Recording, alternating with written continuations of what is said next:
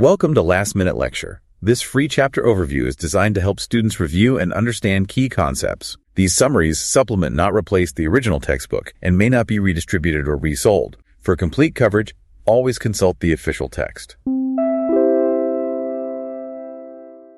You know, usually when we picture the building blocks of the universe, there's this expectation of neatness. Like you picture an atom and you see this solid little sun in the middle and these perfectly round, predictable little planets just spinning around it in clean circles. Right, the classic solar system model. Yeah, exactly. And it's comforting, right? It makes our physical reality feel like it behaves just like the objects we can see and touch every single day. But then you step into the actual world of quantum mechanics and suddenly that little solar system just totally shatters. Oh, absolutely. It shatters completely. Right, and we're left looking at this microscopic landscape that is, well, deeply weird, entirely murky, and honestly, it completely defies human intuition. Which is exactly why that planets orbiting a sun model, the one you see on old postage stamps and science fair posters, is just entirely unacceptable in modern chemistry. I mean, to understand how the universe actually works at a fundamental level, we really have to throw that comforting solar system in the trash. And the stakes for understanding this new shattered model are surprisingly high. Let's travel back to 1821 for a second. Napoleon Bonaparte, the former emperor of France, has just died in exile. He's on the remote, damp island of St. Helena. A very suspicious death, historically speaking. Super suspicious. For over a century, people totally suspected he was murdered by his British captors. Decades later, modern forensic chemists actually took a sample of Napoleon's hair to investigate. But they didn't look for physical poison in the traditional sense. No, they didn't. They looked at the invisible mathematical probability clouds of the atoms within his hair. Right. By measuring the specific razor-thin wavelengths of light emitted by those atoms when they were energized, they found the unmistakable, undeniable signature of arsenic. I mean, levels 40 times higher than normal. Yeah, the quantum mechanics of electron energy levels literally solved a 200-year-old historical mystery. Oh, wow. Though it is worth noting, and the textbook points this out, that later studies looked at the wallpaper in his house on St. Helena. It contained this copper arsenite compound used to dye things a vibrant green. Wait, his wallpaper was toxic. Yeah, in that really humid climate, molds likely reacted with that green dye to produce a toxic, invisible gas called arsine. So while quantum chemistry definitely found the arsenic, history is still debating whether it was a deliberate assassination or just lethally bad interior decorating. That is wild.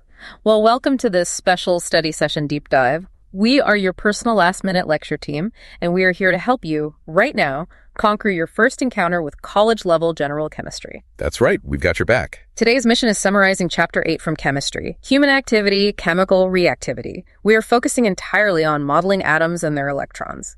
We're going to explore the mind-bending realities of atomic theory, discover how scientists use light to map the invisible, break down the hidden rules of the periodic table, and finally, use quantum models to solve real chemical behavior. It's a packed agenda, but it all connects perfectly. It really does, because by the end of this deep dive, you are going to understand what an imaginary jungle safari, glowing neon signs, and the suspicious death of Napoleon Bonaparte all have to do with electron configurations. So the best place to start rebuilding our model of the atom is by addressing why that solar system model fails so spectacularly. Right, let's get into it.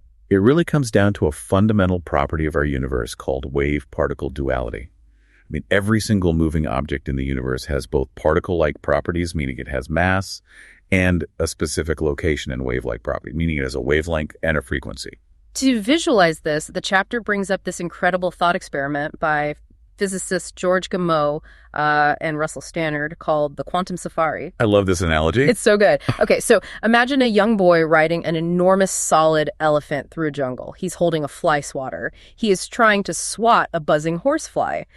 But in this mythical jungle, the physical constants of the universe, like Planck's constant, are just huge. Right, they're exaggerated so we can see the quantum effect. Exactly. So the boy swats at the fly, but the fly isn't a solid little bug anymore. It becomes this blur. It turns into this indistinct buzzing cloud of probability. Literal probability cloud. Yeah.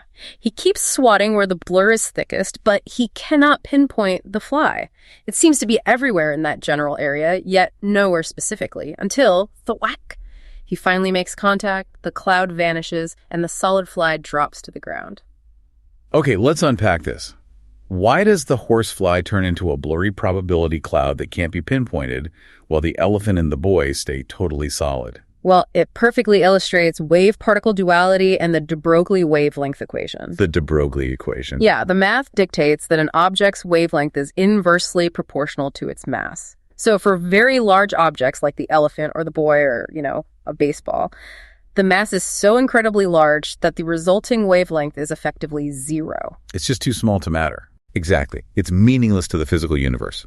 So the elephant obeys classical Newtonian physics. It's solid, it's predictable, and you know exactly where it is. But the horsefly represents an electron surrounding the nucleus of an atom. Its mass is unimaginably tiny. Right. And because the mass of an electron is so vanishingly small, its wave-like properties become highly significant. It ceases to behave like a tiny, solid planet. It's in this gray crossover area. Yes, exactly. It doesn't have a single defined location until you interact with it.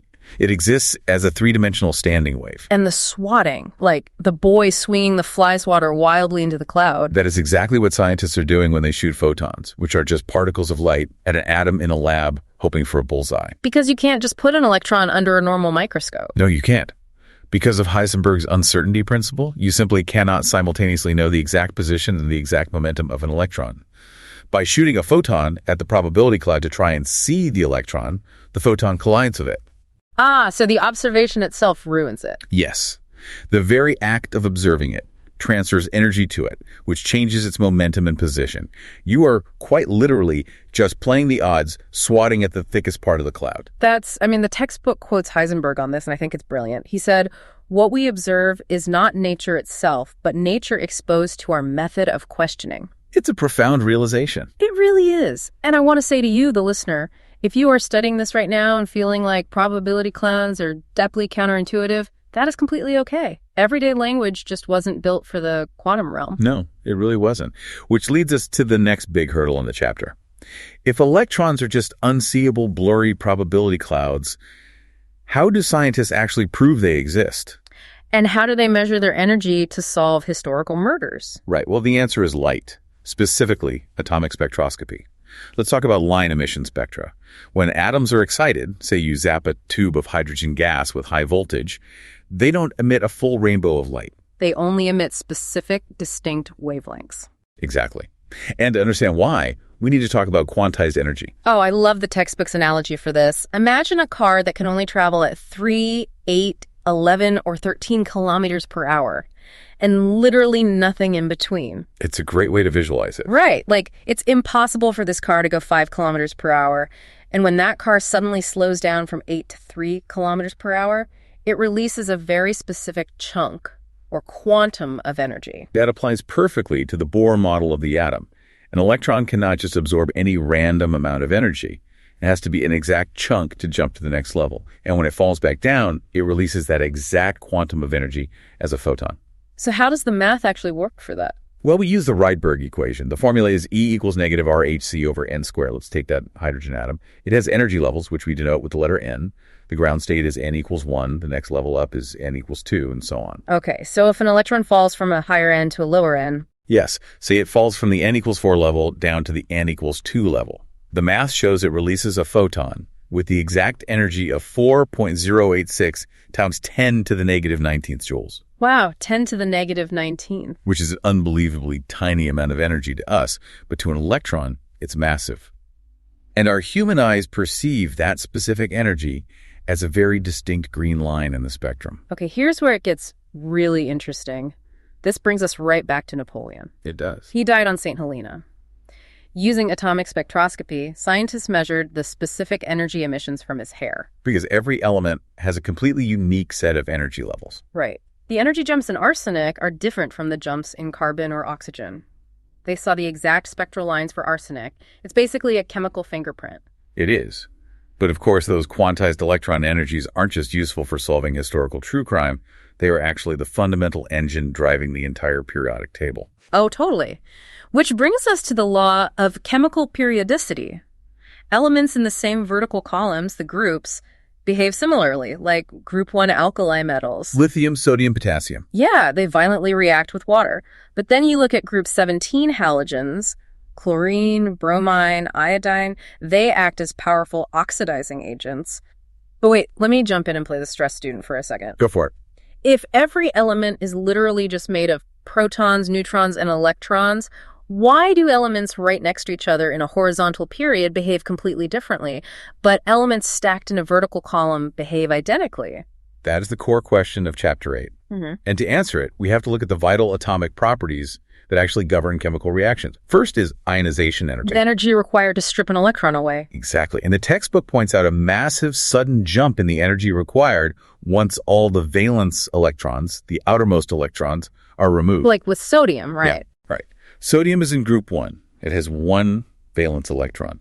Stripping that first one away takes some energy, but stripping away a second one, it takes a massive exponential leap in energy. Because you're digging into the stable core of electrons. Yes. The atom holds onto those inner electrons incredibly tightly. Then there's electron affinity, which is the energy you release when an atom gains an electron. And ionic radii, which is how atoms actually change size shrinking when they lose electrons to become cations, and swelling when they gain them to become anions. But to actually predict these periodic trends, rather than just memorizing them, we need a mathematical model. We must combine the wave nature of electrons we talked about with the elephant with the electrostatic pull of the nucleus. Enter the quantum mechanical model and Erwin Schrödinger. Yes. Schrödinger's equation treats electrons as 3D standing waves, and the solutions to this really complex math give us 3 coordinates called quantum numbers, n, l, and m sub l. Okay, let's break those down. They essentially define the shells and the orbitals. The n is the principal quantum number. It dictates the overall size and energy of the shell. And the L dictates the shape, right? Like the s, p, d, and f orbitals. Exactly. And just to clarify for everyone listening, because I got this wrong when I first took chemistry, the shape of an orbital is not a hard physical container.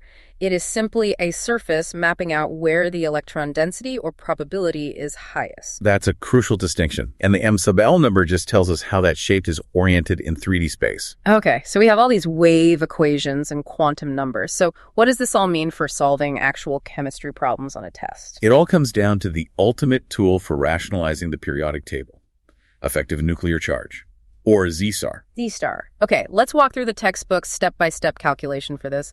Let's use chlorine, atomic number 17. Perfect example. So chlorine has 17 protons in its nucleus pulling inward, but it also has inner core electrons that shield the outer valence electrons from feeling that full positive pull. Because the negative electrons repel each other. Right.